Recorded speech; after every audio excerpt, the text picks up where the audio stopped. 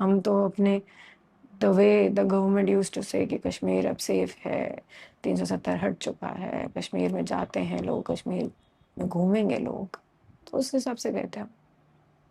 तो उसने जब मुझे टाइम दिखाया ना 2:25 हो रहे हैं, जब the while he was talking to me एक एयर फायर हुआ था। तो क्योंकि एवरीबॉडी वाज सो लॉस्ट घूमने फिरने में कि किसी को समझ में नहीं आया।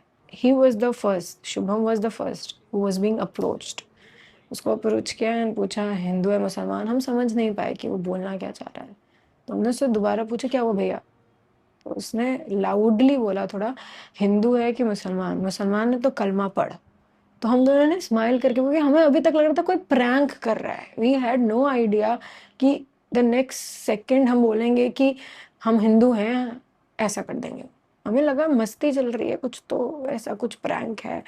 हमने बोला हिंदू, बस जैसे ही the sentence was not even properly finished, they shot him here, nothing left, no help, no help, there was nothing. हमें हमारी, एक्चुअली मैं कह सकती हूँ ये, हमारी देश ने हमें वहां पे अनाथ छोड़ दिया था।